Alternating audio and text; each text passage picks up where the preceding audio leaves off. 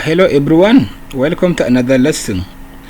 In this lesson we are going to see how we can enroll and dis-enroll a student into a course.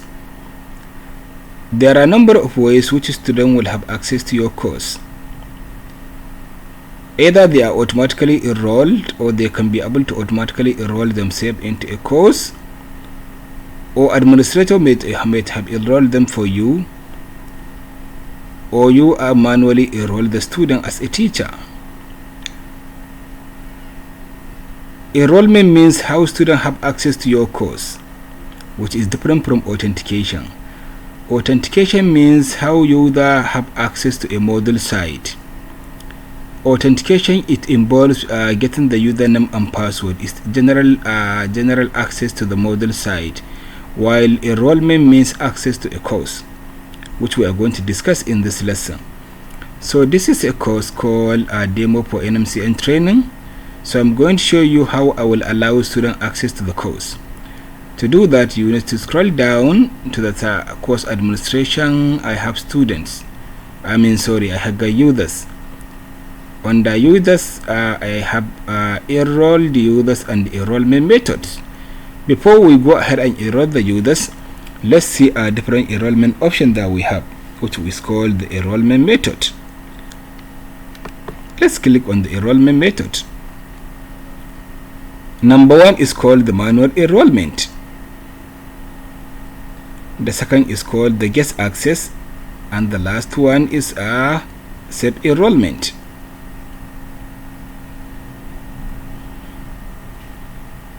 The manual enrollment is by default the enrollment method that is enabled in this course, or enabled by the administrator. With the manual enrollment, a teacher will enroll the student into the course. The next one, which is dim, is a bit shadow compared to the manual enrollment, which is called the guest access.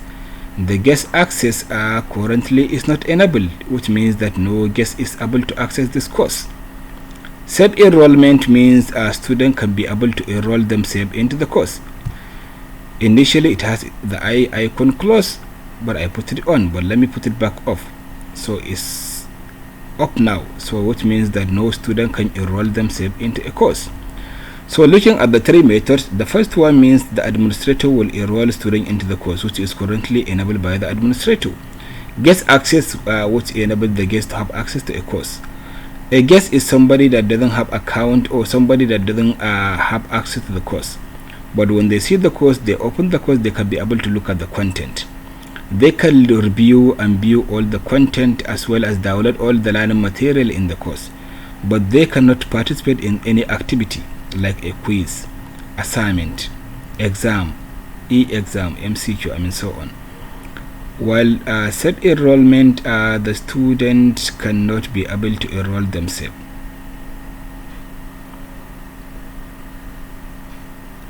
How do you unenroll how do you self-enroll? You self-enroll yourself by clicking in the course. If you are not enrolled, the system will give you option to enroll yourself.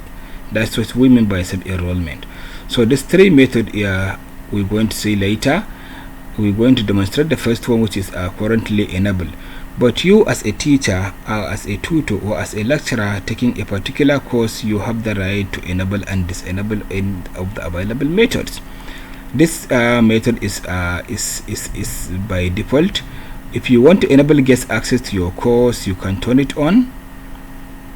If you want to enable self-enrollment so that students they can enroll themselves into the course, you can put it on. By putting it on means I want to give access so that students they can be able to enroll themselves.